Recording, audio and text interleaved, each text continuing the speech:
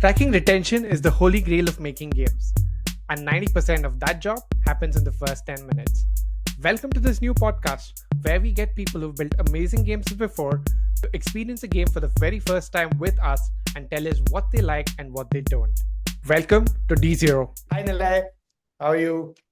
Brijesh, pleasure as always. Great to hear and see you. It looks beautiful there in Bangalore.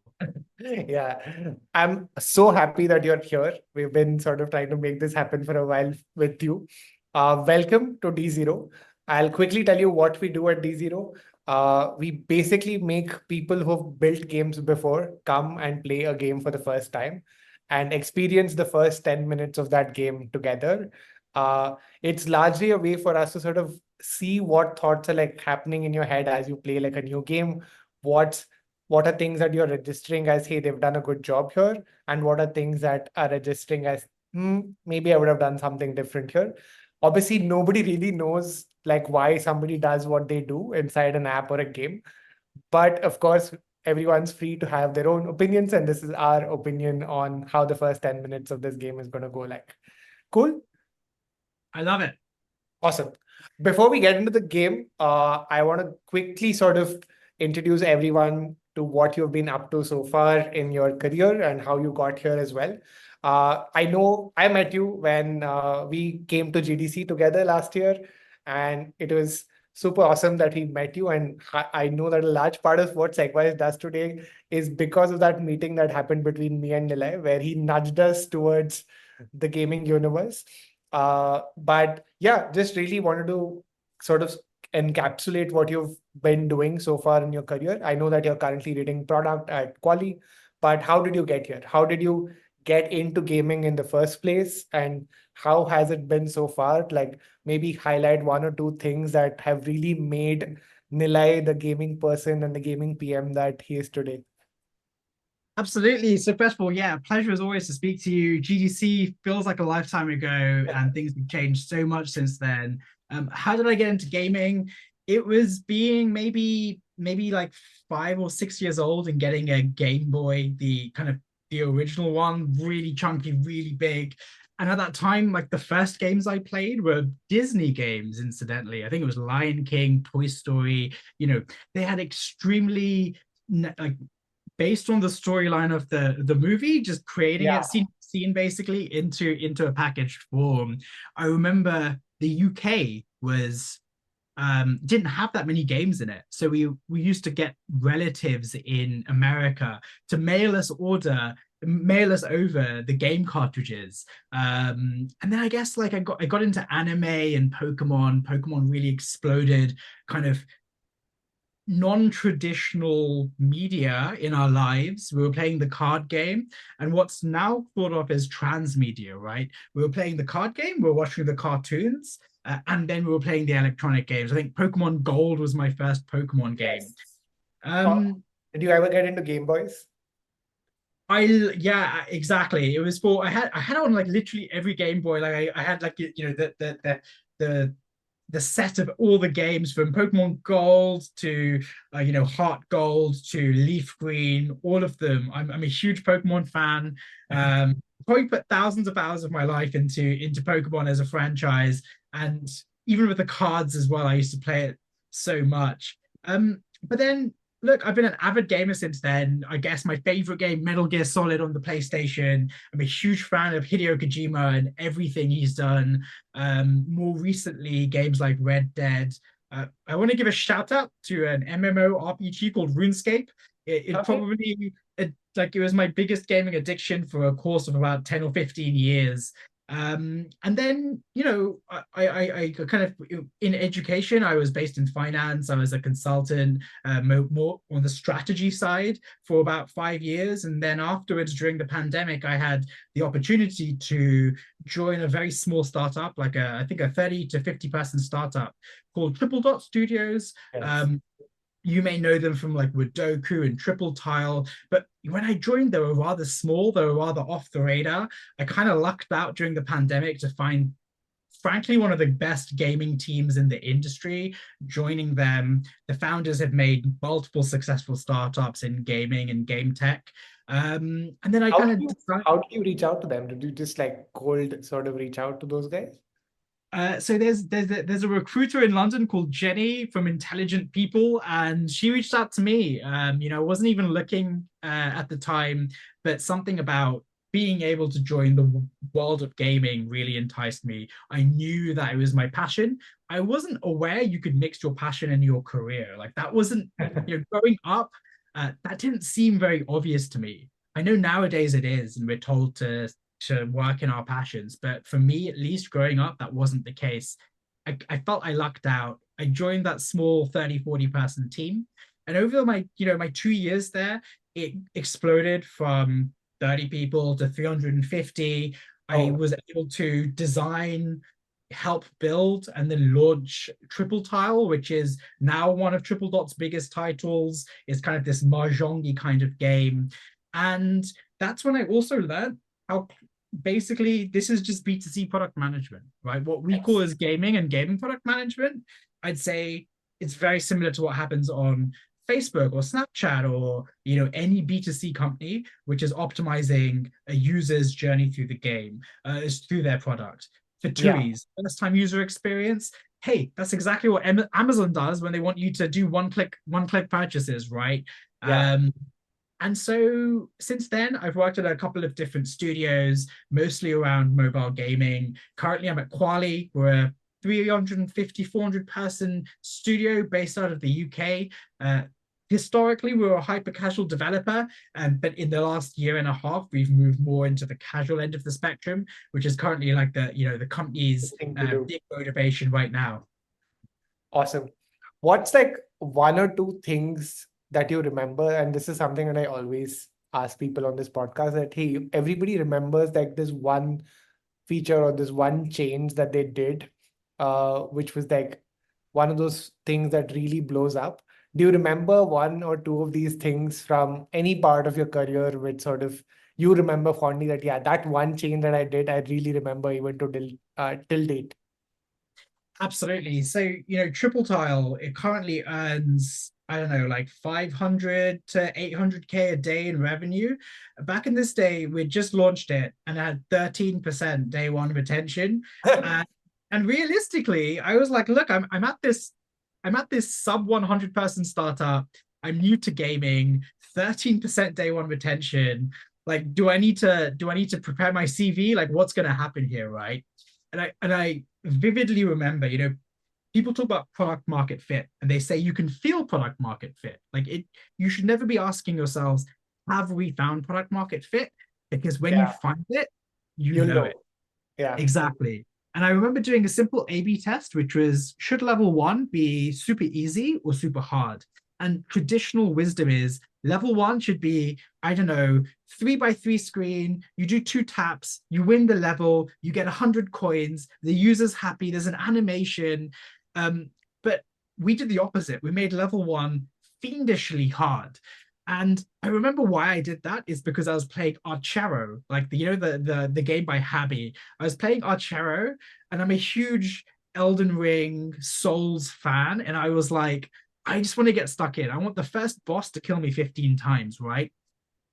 13% day one retention, maybe 3 cent ARPDAU went up to 45% day one retention and 35 cent ARPDAU. Okay. Now, Now I know why you remember this so vividly. exactly. Exactly. So I went from polishing off my CV because I thought, I made the worst game ever to realizing how everything I've learned about Souls games and my Archero addiction was like being funneled into building a product that people loved. Level one broke conventional wisdom. We were risky, but we were innovating within the confines of mobile gaming, which tends to be very like Yeah. copy heavy, right? You copy what works in the industry, but there is room for innovation through the magic of A/B testing. This just makes me happy because our current game bubble wise is stuck at 13% D1. So we need to find this change. And I think I'll just go try making level one hard and see how that goes. Uh, Amazing, but amazing. this is super fun. Like 13 to 45, I think is one of those things that is like once in a lifetime.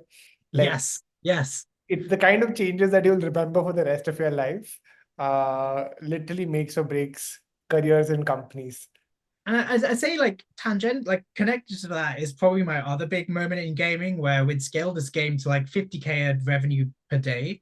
So it's a moderate success. It's on its path to being a good success. And then we wanted to do a big bet. Now we built the most artistic, nuanced, delicate feature. It was like a modern retelling of the daily challenge and the weekly challenge with scrapbooks, thematic fit, beautiful art. And it just it halved retention, right? It went from maybe at that point we were like blended across 10 or 15 different campaigns at 41% or 35 to 40% day one retention. And we made this daily challenge. We thought it was gonna, really do amazing things. And it was so bad. And it was a sober reminder that we are not our users. Every single time we think we are our users, you are going down the wrong direction. It also told me that product market fit is fickle. It's not Yes, something it's not you forever. exactly. I'd say ever since these two moments, I realized product market fit is not a moment, it is a distribution, right? In the same way you can think of probability as being 50% Yeah, or some sort of normal distribution that averages out to 50%, but there are tails. And it's all about thinking about product market fit in that way. And I think it's especially true for mobile gaming because our users have so many different options, right? You can play 10 or 15 Candy Crush like games, and they're all made by King. King have multiple match 3 games. So because there's the optionality, you have to be laser focused on being current and giving your users exactly what they want right now. yeah. I mean, that's the other thing that we've been thinking about as well, that especially in games, that like you said, there are so many options that it's almost similar to like finding what's interesting now and making giving your sort of spin on what's interesting right now. It's sometimes very difficult to sort of swim against like what's currently working. But of course, like nobody stops people from trying those different sort of genres, which may or may not be like current wisdom to try. Like, for example, a lot of people, after we started building Bubblewise, have told us that maybe you should reconsider the genre that you're trying to make happen, because I don't know if bubble shooters are like something that will work in 2024. But we're like, okay, cool, we'll learn.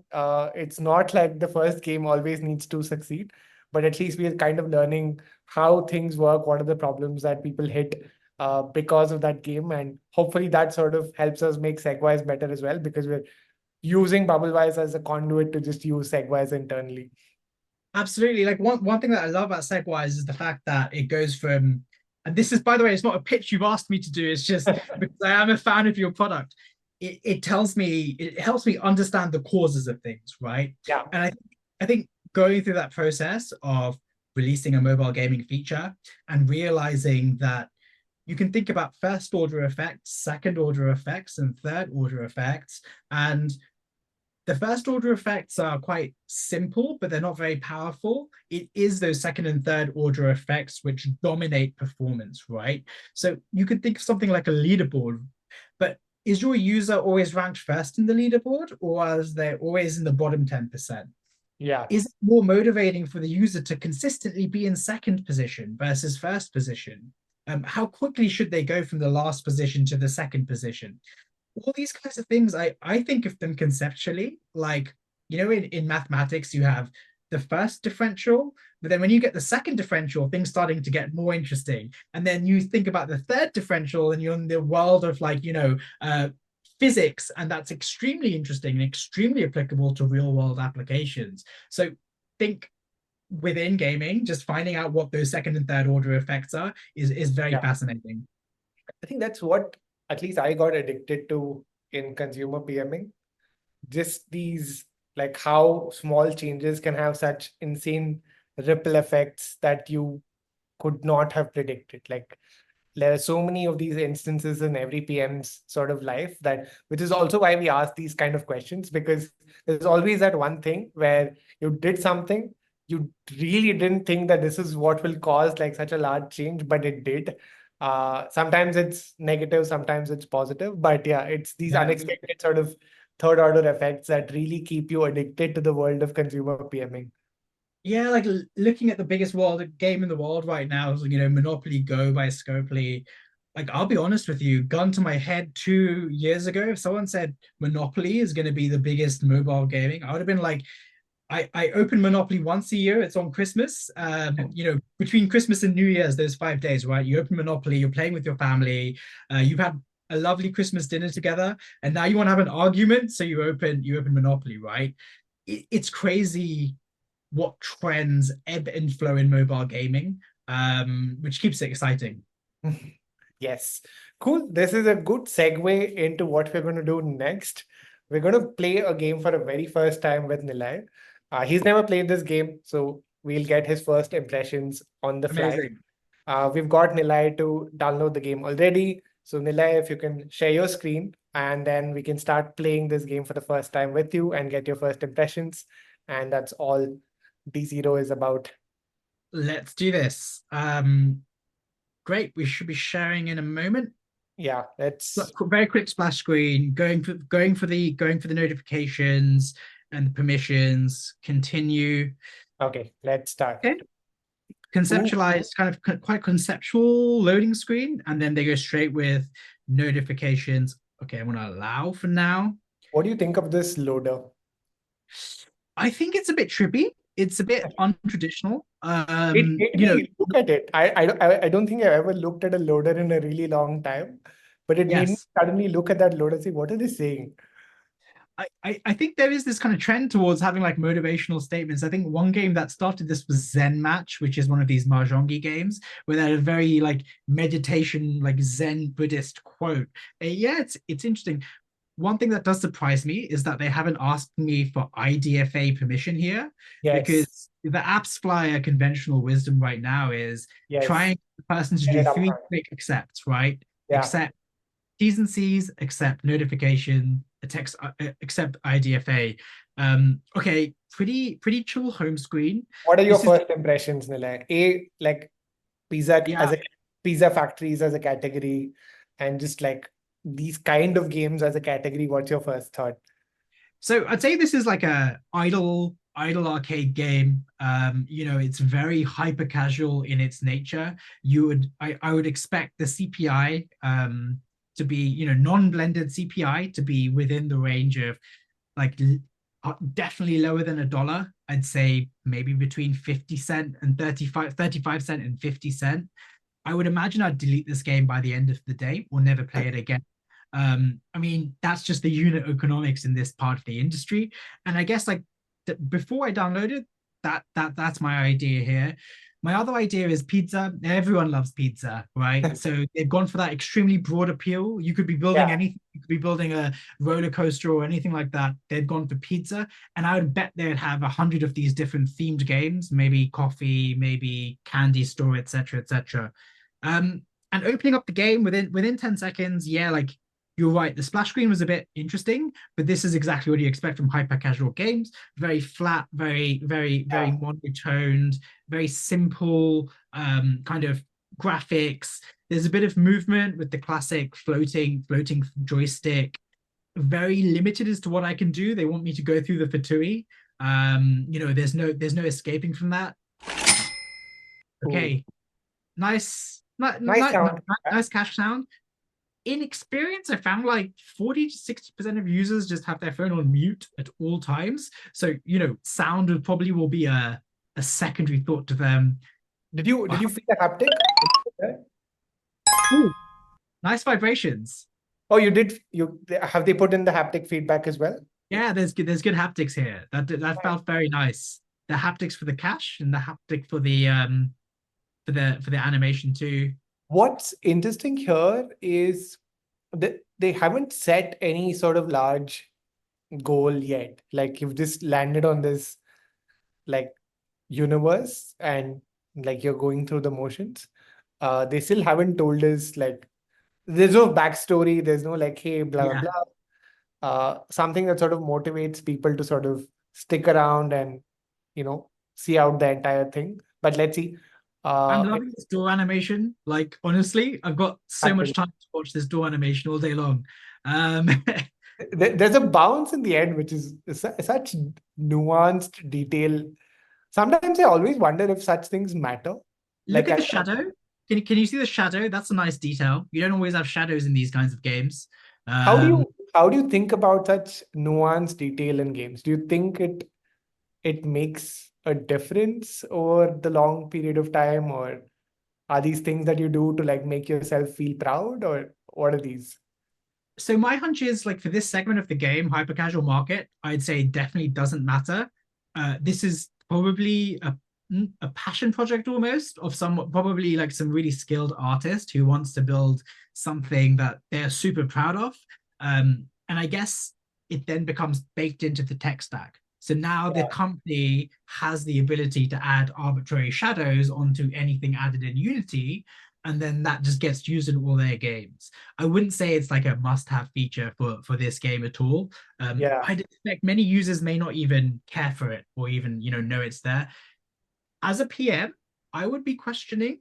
I would be questioning whether it's causing degradation of performance, heating up of the iPhone more than the value it brings. Like that's a trade-off. I would probably have said no to this Jira ticket or kind of advised against it, saying, "Hey, look, it's going to make the phone okay." A little bit of clipping on the chair. Create pizza machines. I think this is the first bit of text we're seeing, if I'm not mistaken. yes. No, I think there was the one that initially told you to collect the money, uh, Okay. and then this is the second one. And I'm still using my initial hash balance. Interesting. So they didn't tell me to get the pizza, but I could. The Wow. I like the music. So we just had to turn the volume off. It was quite high and there's no slider.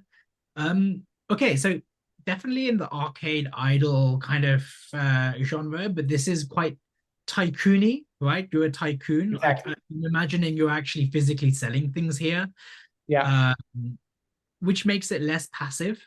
So then immediately I start thinking a big question is, um, how do I balance? What's the long-term progression, right? Is my shop going to get bigger and bigger and bigger? Are the queues going to get bigger? Am I going to sell better and more interesting? Um, okay, I'm taking the trash out too. Interesting. Am I going that's to what sell pizzas?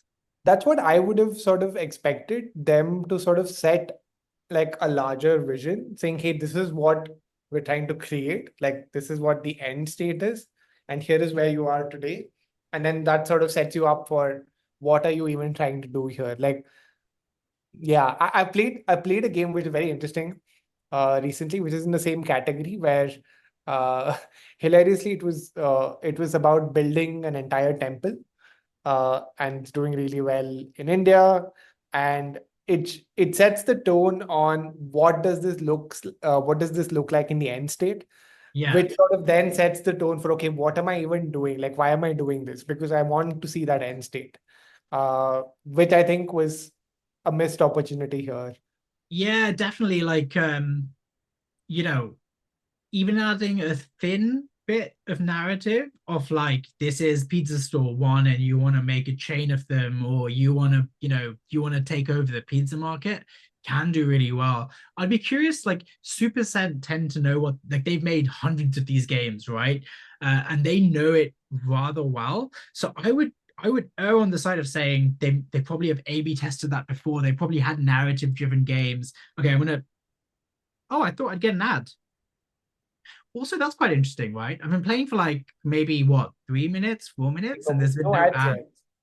which is oh interesting. So they got some sort of battle pass.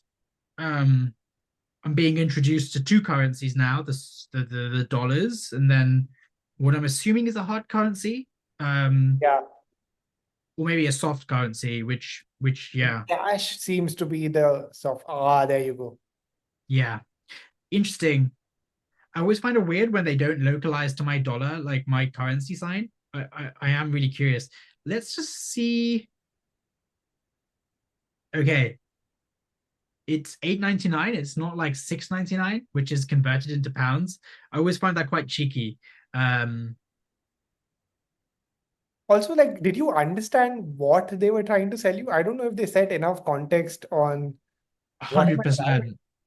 100%. 100%. And I wonder, okay, new zone. That's really interesting. See, one thing I like about games like any of the Playrix games is you can quite easily see the zones which you have not purchased yet or Yeah, which you can expand into. Here, until you're on level 2, you don't even get to see that there is this option for a second zone. which I Um, would assume is very counterintuitive to me because, again, like I said, the more things I see locked, but I know what they are, I would assume that would drive retention. I would come back to sort of complete it because I know, like, for example, if you tell me that, hey, look, this is like a new section, like this is like a drink section, then I would, oh, there you are. There's the ad. thing. And funnily enough, Whiteout Survival is a very good example of this, right? A good example of a game that takes that kind of idle collection tycoon building idea and then adds that thin bit of narrative onto it. It adds the idea that you are out there in the wilderness trying to build civilization, which is always very nice. Yeah, it's a great game. Okay, I can actually skip it now. So I think that was 5 second skip. Yeah. Um, How do ah, how do folk? Oh wow. I mean, the timing of this pop up is at least like it makes sense because you just saw an ad. yeah, Uh, no ads. 55 gems to kind of but again, obfuscate. I still don't know what I'll use the gems for. I don't think I've been told enough times what the gems are meant Agreed. for. Agreed. I'm assuming it's some sort of cooldown. Uh, Okay. So there's this button that I'm pressing in the bottom left right hand corner called destination, which seems to be creating an arrow as to where I should go next. One wow. thing that frustrates me about this game is I have to be standing over here, I think, for orders For to, any, yeah. which is frustrating because I like exploring, I like looking at things. Um, the bin mechanic is very frustrating as well. People cannot come, like, I can be standing over here, but it tells me that people can't find seats until I clean them, which I think is, at some point, if this is similar to the game that I played, they'll allow you to purchase workers or like yes. add workers at some point. And okay, what's this over here? It is, so I think this big blue thing is one of two things. Either it's a It's an in-game ad. display ad, which is more and more kind of being used by studios, right? Or I don't know, it could be an Easter egg about a blue screen of death. If it's an in-game ad, are these the ones that are baked into the game and it's directly sort of managed by the publisher, or are these also rendered by ad networks these days? Yeah, so these days you can have display in-game display ads programmatically done. I think the CPMs are more on the brand side of things because of course you can't click on it, you can't do direct response there. Um, I think this was just a okay, funnily enough, I did click on the big blue ad when this launched, but I don't know if this was just a time-based ad. So one thing we found quite interesting is for full screen ads that don't occur for rewarded for interstitial ads, there's increasing clampdown by Android for them not to display randomly. And this is why you're seeing the ad break pop up in a lot of Android games. But iOS don't seem to be as fast. I think they have the review process, which tends to catch more of them, maybe. Okay, I'm clicking the screen, like the big white screen now, and it seems as though nothing's happening. So Got maybe it. that can trigger the ad. What are your Um, thoughts on like showing ads to games which have similar mechanics? Like, yes, you might make more money, but like, how do you do the retention to monetization trade-off on such things? Yeah, it is really interesting. Like from my perspective, I think people overthink it. I'd say 90% of the answer is probably just let it happen. Honestly, if you have to block competitor ads to improve your retention, then you're probably doing something more fundamentally incorrect, right? It's not like these our users are in a vacuum, and if they don't see ads on our screen, they're not going to find out about those other games. The only reason why I would block a competitor's ad is if their gameplay is too similar to ours.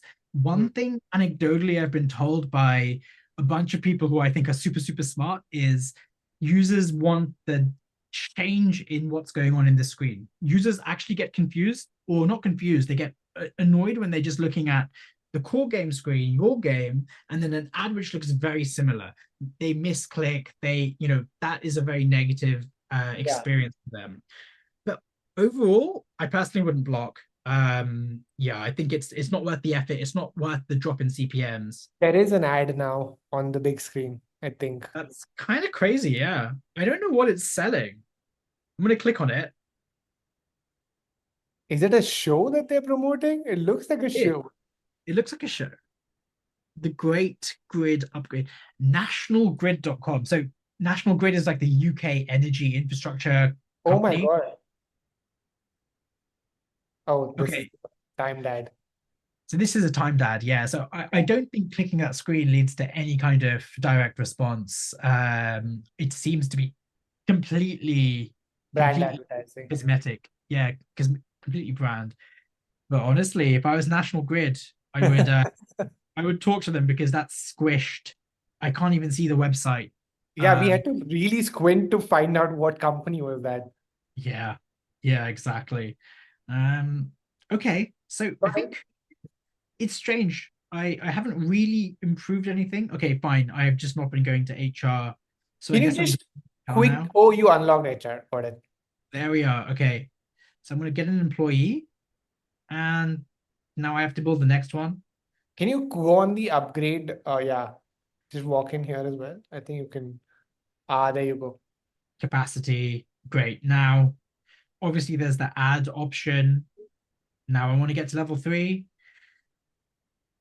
Okay, use gems to skip ads and get rewards. I see. So I'd Okay. say about a year ago, there was this big innovation of skip tickets. And this is the user would be monetized via RVs, but if they want to, they can do an IAP and then buy skip tickets or things that skip RVs. Is really smart for a bunch of reasons. Like number one, a lot of the effort that we put into apps is being able to segment IAP versus IAA users. They are very different business models. With IAA, you just want Yeah. to keep people's attention. You're competing with Netflix. With IAP, you're competing with cinemas. It's all about making a full transaction. And clearly, interstitials are bad for IAP users, but the bread and butter for IAA users. And so it is really interesting that um, skip tickets kind of bridges that gap where you can put in a lot of ads, but you got the option to skip it Skip it. via an IAP. I think we just check out the shop once, and I think we can wrap up the first session. I don't think you would have played this beyond this time in your first session by now. Is I there did. anything That's interesting. that is interesting here that they're trying to sell you? Hot VIP subscription. Absolutely. So I'd say something stand out because they don't have that, which is times 10 billion% value. The very kind of the very value-based sale. There's doesn't also seem to be a time-based sale, such as fear of missing out. You've only got 30 seconds to click this button and make this purchase, or it's gone. They've got a VIP subscription. This is reoccurring, crazy, crazy prices there, right? Um, then they've got one which I guess is the value one. It gives you a lot of value in it. Ads free growth offer, no ads. Oh, what's the difference between ads free pack and no ads? Removes interruptions caused by forced ads and banners. Remove interruptions by. It's interesting. I guess 55 gems, Oh, it's right? the only difference is the gems. That's But crazy. like I 50. would I still don't know enough about gems to sort of not have like I would have probably sort of made the no ads thing come on top before I start selling you gems because I still don't know what to do with gems. You're not done enough. Yeah, there was actually a screen that says gems. I think it's the skip tickets, right? But you're Yes. right. I would just like you have to make quite a big jump there. I think this time free is a nice one. You know, just the progressive rewards. So you this is all time. Every single one is free. Interesting. I So this guess is it's more of like a a retention, almost like a retention tension play. life. You want to stay for 20 minutes because you want to do that. Um, all in all, I don't know if you noticed the banner ad appeared at about minute 10, I think. I think Yes. if I'm mentally if I'm correct timing that correct. All in all, I'd say the shop could probably have a bit of work done to it. It could have a better offer. It could have time limited offer as well. You're right. The gems seem completely Mm. unneeded to me. Um, I'd say, yeah, Superset know what they're doing. This has probably been their recipe has been A/B tested. So maybe the retention, I'd be really interested to know to go to Sensor Tower, right? Work out what the retention is here. I'd say, Let me see if we can find the game and plug it at this point to see what the retention is. yeah, I think the retention is probably higher than we expect. Like maybe they have got more hybrid to casual numbers, and that's the reason why they are not pushing the IAPs or not explaining them. It's because people who have been in the game for a day or two only make IAPs. But all in all, yeah, it's a great coffee break game, for sure. What do you think? I think now we're in the last sort of section. We can stop the screen share as well. Amazing. Let me jump to Zoom. Cool. That was fun. I liked it. I think there were a bunch of things that at least I would have done differently. I think the top things that come to mind for me are setting a context of what am I trying to get done here right up front. Like, am I a simple storyline like, hey, you're trying to like sort of upturn this other pizza company, you're starting from scratch, give me some sort of an underdog story or something that sort of makes me want to sort of create this store and make it big. I think that's something that I would have done differently. And of course, the IAP thing as well, that I really didn't know what to do with gems until like I think we were like 5, 6 minutes into the game before the first use case for gems was shown to us, which was to skip the ads. And what stuck out to you? Like anything that sort of comes out of the first 10, 15 minutes? Yeah, I'd say I don't know much about the history of this game, like when it was released and stuff. It seems quite dated. I think Super Sense other modern titles tend to be a cut above this. They tend to be having that kind of like some sort of narrative. It doesn't have to be like a narrative screen or animation or video, just something to set the context. I think you're bang on there. The other part is related to the graphics. I think everything could be a step up. I feel as though that would be fairly cheap. Like I think there are many Unity asset packs, which would be a big step up from this. So it looks very old hyper casual, like 5 years ago kind of game. Um, Feels so like a number little bit of one, flashy. Remember the old school Flash games that used to come? Uh, yeah, it has that exactly. vibe. But go on. Exactly. So narrative number one, I'd probably put that as the lowest priority though. Like my top priority would be make the game look better. My second priority would have been to accelerate the first time user experience. Like I would have had five little shops probably be unlocked in the first 10 minutes just to really give the user those dopamine rush after dopamine rush. Maybe that is the pacing, and because we were chatting, I wasn't really, engaged in it, but I'd still say it felt a bit slow. So art increased the speed of the Fatui. I'd consider fewer ads in the early stages of the game. That seemed quite excessive for Yeah. 2024 to me. On Android, for example, a lot of those ads are illegal and they'd have to do ad break pop-ups. Um, yeah, all in all, I understand this game, like in the context of the industry, in the context of who they're competing with and the kind of games that they've been making, it makes sense. I'd be really interested to know what other pizza games are out there now. And one other thing that comes to mind is that every game that we saw as an ad felt like the same category, but was better Yes. designed from an Yeah. art perspective. So I think if I was playing this, I would want to try those games because it's the same mechanic, but those felt like they had a story going on. They felt like the art was much better. Uh, Yes. it also made this game look much worse because the art there felt like it was so much better than what I was currently playing. But yeah, Really good point. Yeah, I guess like if your game does look like if your competitors do look an order of magnitude better than you, that's actually probably a really good sign to go to your block list and kind of make sure at least those competitors are not there. Um, and I think the whole banner in-game display ad, it was a bit That bizarre. It was a that was bit bizarre. good. Especially the kind of ads we saw. What was that company you mentioned? National Not Grid? weird. It's not even a company, it's like a government organization, right? It's like a government regulator, government infrastructure builder. Interesting. But cool. This is so much fun. I love doing this because it's very hard to sort of see somebody who's built games play a game for the first time and see what thoughts run through their head, because this happens to me every time. It's not just games. Every time I open an app for the first time, my Yeah. brain starts worrying on, hey, what would I have done? What would I have done? What would I have done? And I've always wanted to sort of have that initial sort of thought process captured somewhere, not just mine, but everyone else who also understands and loves games and apps in general. So this is our attempt to sort of make this available for everyone to Yeah, I consume. love it. I love it. I think it should be documented more. Just I don't know, the history of our industry, right? This game may not be around in like 5 years' time, but to kind of memorialize and understand how it evolves, how the industry evolves, and how game developers evolve too. Last bit, Nilay, thank you again so much for spending time with us today. Last bit, what are you excited about? What's happening in the next couple of months that you're looking forward to? Like anything interesting that you are seeing in the industry that you're excited about? Yeah, I guess like based on the time of the year, we're about to go into the commercial side of the year, right? Black Friday, Christmas. So I think everyone in the ad monetized game segment are going to be probably a bit happy because our CPMs are going up, which is great. Our UA costs might go up a bit too, but fingers crossed, we're all on the better end of that kind of balance.